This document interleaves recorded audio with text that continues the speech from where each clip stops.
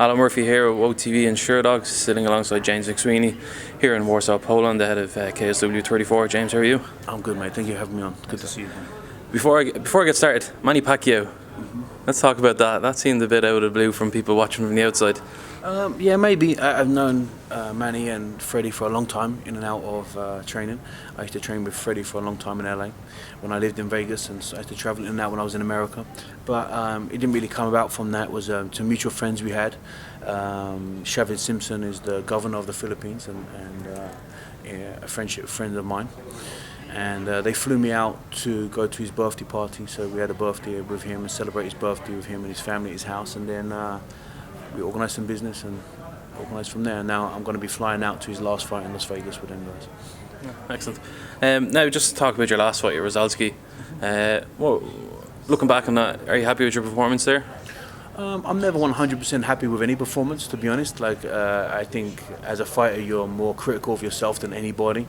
But yes, it was, in my eyes, it got the job done. We stuck to the game plan that we wanted to do. We went out there and fought MMA.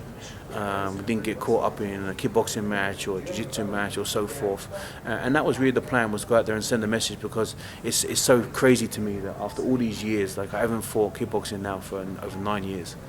And still, everyone still refers to me as a kickboxer. And just I have just as many submissions in MMA than I do knockouts, and I still get just labelled as, it's like you have to be a striker or you have to be a ground guy. You have to be one of these. It's like, oh, you can't just be an MMA fighter. But so we had to go out there and send a little message. It was pointless, because I don't know why I would go into an MMA fight. Let's say the odds were 60-40 in my favour standing up, if I'm being generous. But it's 90-10 on the ground. Why would I stand up? They said to me that he was very surprised that I took him down. But to be honest, this seems to me that in MMA, how can you be surprised if someone take you down? It's like someone saying, "Oh, I'm surprised you hit me." This is a fight. I'm going to use all the rules. So if I feel in the fight that I want to take him down to get an advantage, not on the floor, but for when he stands up, so he's tired, to knock him out, then I'll do it. Or if I feel that on the ground he's good, I'll keep him on his feet. It's just MMA.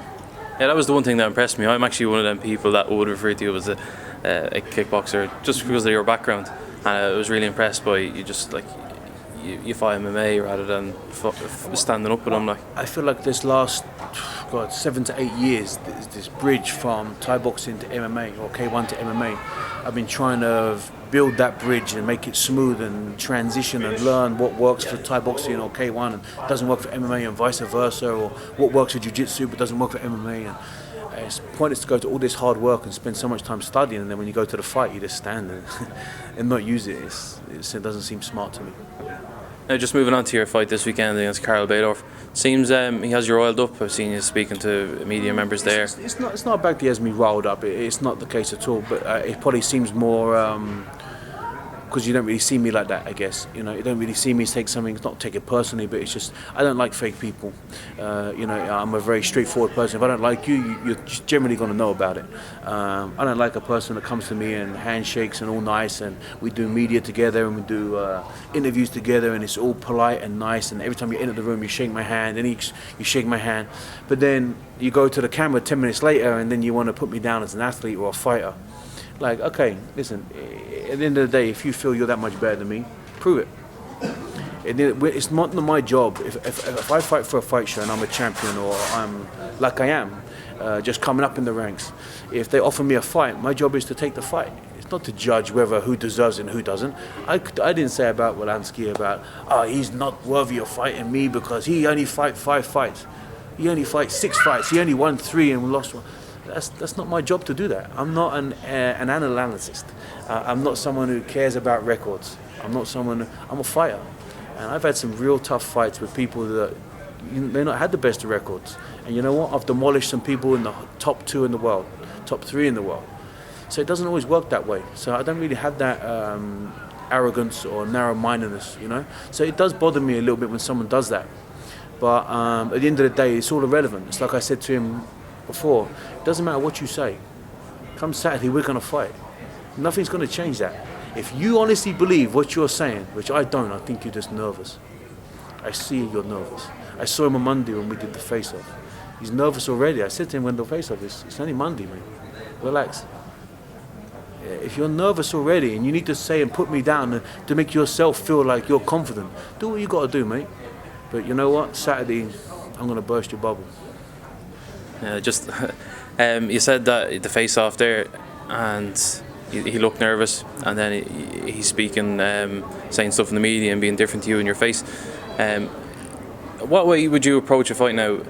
If an opponent's respectful the whole way through, from start to finish, and where obviously he hasn't been respectful as you'd see it, will that affect you come the fight, or will the fight doesn't change no matter what gets said? That's what I'm trying to say. It doesn't matter what you say, we're going to fight. My game plan will not change for an inch, no matter what you say, whether you make me upset, whether I respect you. All it is man to man. I don't respect a man like that.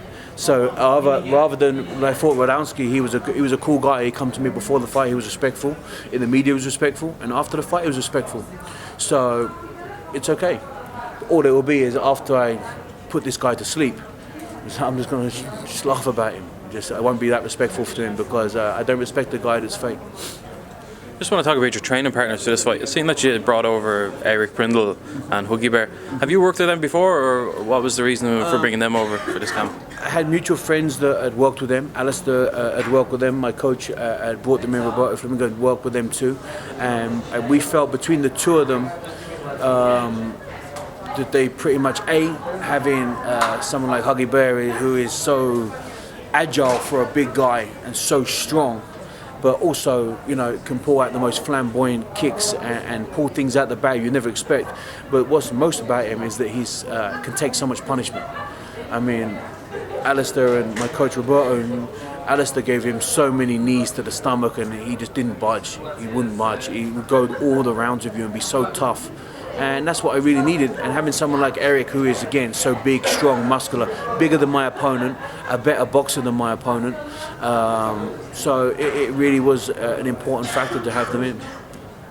And you've been all over the world, as you said. You fought K1, some of the biggest names in the sport, and MMA as well. Where would a KSW title win rank amongst your career so far? See, I like KSW, and I think they've got some amazing fighters here. It's nothing that I'm saying is against KSW whatsoever. I respect the company and the promotion and all the fighters, not at all. And a lot of the KSW fighters have fought all over the world and stepped out of their boundaries. I just don't like it when you've got someone who has never done that, but is talking like he has run the world. That's not how he should be. So, in my opinion, every title I ever have, every win I ever have, is they all rank the same. Really do, because they're all a product of hard work. They're all a product of a game plan. They're all a product of sacrifice and a personal test on me. Excellent. Thanks very much, James.